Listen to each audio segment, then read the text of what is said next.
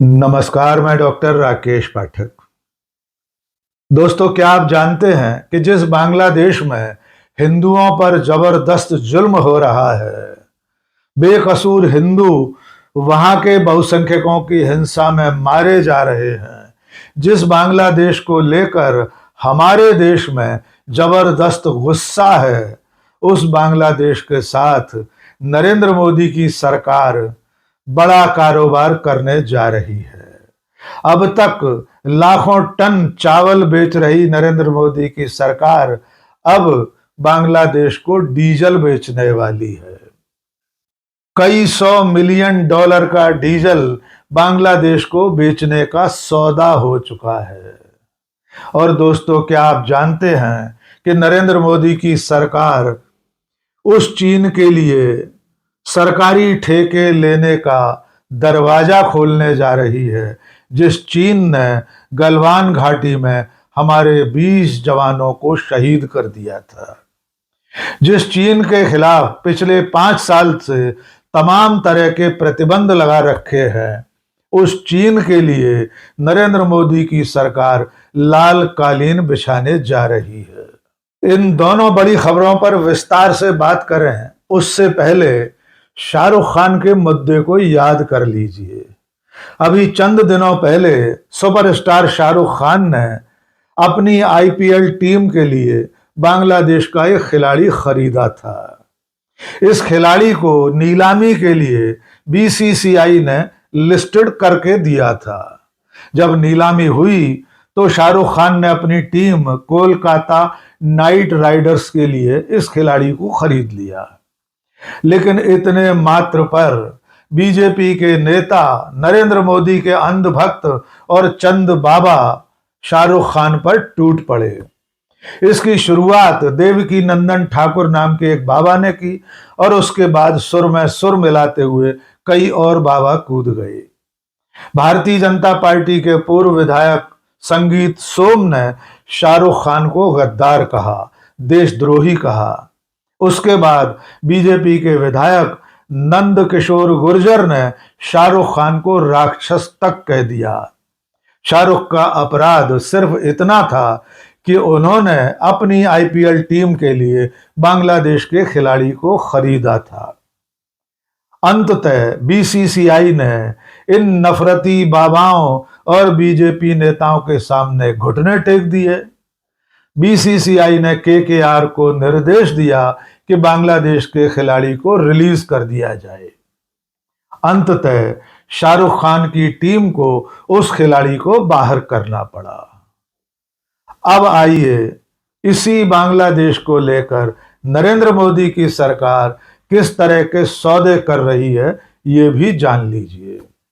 जिस बांग्लादेश में हिंदुओं पर नृशंस अत्याचार हो रहा है, उनकी निर्मम हत्याएं हो रही हैं, जिंदा जलाए जा रहे हैं, मारकर नदियों में फेंके जा रहे हैं, उस बांग्लादेश के साथ नरेंद्र मोदी की सरकार ने 1,80,000 टन डीजल बेचने का सौदा किया है। यानी हमारी एक रिफाइनरी बांग्लादेश को डीजल सप्लाई करेगी, डीजल बेचेगी। जानकारी के मुताबिक हमारी एक पेट्रोलियम रिफाइनरी है, इसका नाम है नुमालीगढ़ रिफाइनरी लिमिटेड। यह असम में स्थित है और इस रिफाइनरी का बांग्लादेश की पेट्रोलियम कंपनी के साथ हाल ही में एक समझौता हुआ है। इस समझौते के अंतर्गत भारत की रिफाइनरी एनआरएल बांग्लादेश की पेट्रोलियम कंपनी को 1,80,000 टन डीजल बेचेगी। ये सौदा कुल मिलाकर 14.62 करोड़ टका का है, बांग्लादेश की मुद्रा टका। अगर इसे डॉलर में समझना हो तो यह सौदा करीब करीब $119 मिलियन का है। यानी भारत की तरफ से बांग्लादेश को $119 मिलियन का डीजल बेचा जाएगा। ये डीजल असम से एक पाइपलाइन के जरिए पश्चिम बंगाल में सिलीगुड़ी पहुंचेगा। सिलीगुड़ी से बांग्लादेश के पर्वतपुरा रिफाइनरी डिपो में पहुंचेगा। इसके लिए भारत और बांग्लादेश के बीच एक फ्रेंडशिप पाइपलाइन पहले से ही स्थापित है, यानी पेट्रोलियम के निर्बाध ट्रांसपोर्टेशन के लिए भारत और बांग्लादेश के बीच पहले से ही एक दोस्ताना पाइपलाइन मौजूद है। तो एक तरफ बांग्लादेश का खिलाड़ी खरीदने पर शाहरुख खान गद्दार कहलाते हैं, देशद्रोही कहलाते हैं, यहां तक कि उन्हें राक्षस कहा जाता है। उसी बांग्लादेश को 1,80,000 टन डीजल बेचने वाले प्रधानमंत्री नरेंद्र मोदी क्या कहलाएंगे, आप खुद सोचकर बताइएगा। बांग्लादेश में हिंदुओं पर चल रही हिंसा के बावजूद आज भी भारत सरकार का बांग्लादेश के साथ बाकी का कारोबार रुका नहीं है। आज भी हमारी तरफ से बांग्लादेश को बहुत बड़ी तादाद में चावल का निर्यात होता है। अडानी की बिजली कंपनी बांग्लादेश को बिजली आपूर्ति कर रही है और बांग्लादेश की भूतपूर्व प्रधानमंत्री शेख हसीना आज भी भारत में मेहमान बनी हुई हैं। उन्हें नरेंद्र मोदी की सरकार ने ही शरण दे रखी है, लेकिन गद्दार कहलाएंगे शाहरुख खान, क्योंकि उन्होंने बांग्लादेश का एक खिलाड़ी खरीद लिया था। अब एक और बड़ी खबर जान लीजिए। ये खबर एक और दूसरे दुश्मन देश से जुड़ी हुई है। इस देश का नाम है चीन। आपको याद होगा, आज से 5 साल चीन ने हमारी गलवान घाटी पर हमला किया था। उस हमले में हमारे 20 जांबाज जवान शहीद हो गए थे। उसके बाद चीन के खिलाफ देश में गुस्सा फूट पड़ा था। यद्यपि नरेंद्र मोदी ने उस वक्त कह दिया था कि न कोई घुस आया है, न कोई घुसकर बैठा है और न हमारी कोई चौकी किसी दूसरे देश के कब्जे में है। इसके बावजूद गलवान घटना के बाद भारत सरकार ने चीन की तमाम कंपनियों पर प्रतिबंध लगा दिया था। यहां तक कि टिकटॉक जैसे सोशल मीडिया प्लेटफॉर्म भी भारत में प्रतिबंधित कर दिए गए थे। चीन की तमाम कंपनियों को भारत में ठेके लेने से रोक दिया गया था। लेकिन अब ये खबर सामने आई है कि नरेंद्र मोदी की सरकार चीन की कंपनियों को भारत में ठेके लेने के लिए इजाजत देने वाली है। चीन की कंपनियों के लिए लाल कालीन बिछाया जा रहा है, उनके लिए दरवाजे खोले जा रहे हैं। खबर यह है कि अब तक पिछले 5 साल से चीन की बड़ी बड़ी कंपनियों को भारत में सरकारी ठेके लेने से प्रतिबंधित किया गया था, लेकिन अब ये प्रतिबंध हटाया जा रहा है।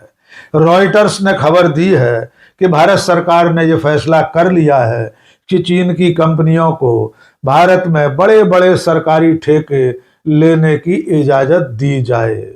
इस वक्त चीन की कंपनियों को भारत में ठेके लेने की इजाजत देना इसलिए भी ज्यादा चिंताजनक है कि ऑपरेशन सिंदूर को अभी सिर्फ 6 महीने हुए हैं।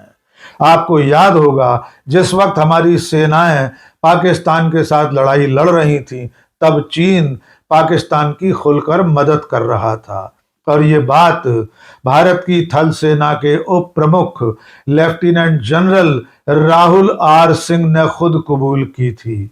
उन्होंने एक बयान में कहा था कि पाकिस्तान से लड़ाई के समय हमारी सेनाएं सिर्फ पाकिस्तान से नहीं लड़ रही थी, बल्कि उन्हें चीन से भी लड़ना पड़ रहा था, क्योंकि चीन न केवल तकनीक के स्तर पर बल्कि हथियारों के स्तर पर भी पाकिस्तान की मदद कर रहा था।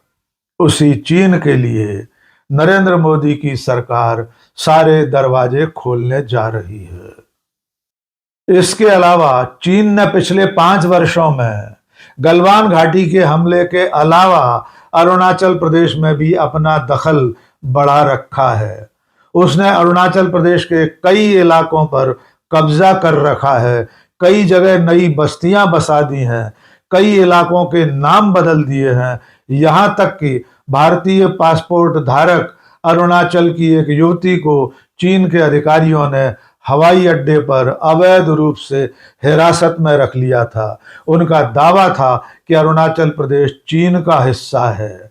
भारत का पासपोर्ट होना अवैध पासपोर्ट धारक होना है।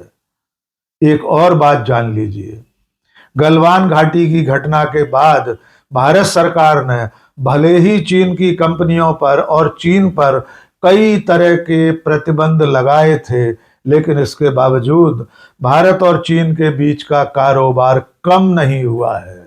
इसके उलट पिछले 5 सालों में भारत और चीन का कारोबार साल दर साल बढ़ता जा रहा है।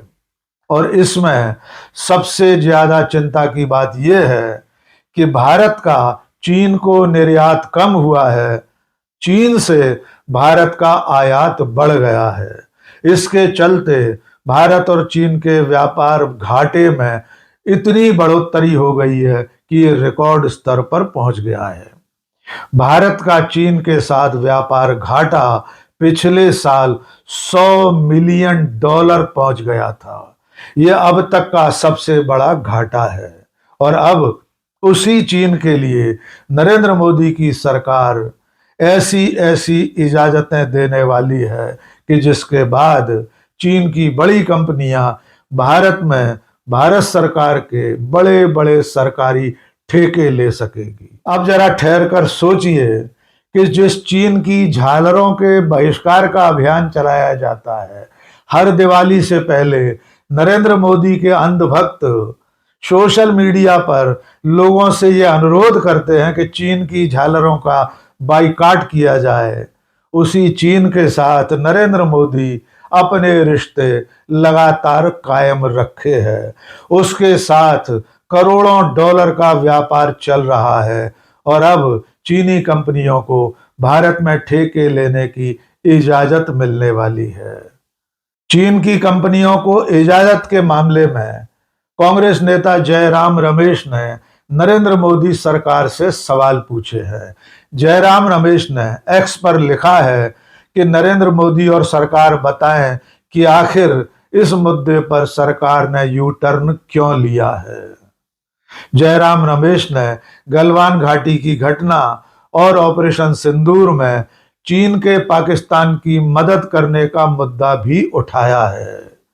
उन्होंने मोदी सरकार से अनुरोध किया है कि संसद के बजट सत्र में नरेंद्र मोदी बताएं कि चीन के साथ रिश्तों में यू टर्न क्यों आया है, चीन की कंपनियों को इजाजत क्यों दी जा रही है। तो अब इंतजार रहेगा कि बांग्लादेश और चीन के साथ नरेंद्र मोदी के कारोबारी रिश्तों पर मोदी, उनकी सरकार और उनके अंधभक्त क्या कहते हैं, या हमेशा की तरह इन मुद्दों पर चुप्पी साध कर बैठे रहेंगे।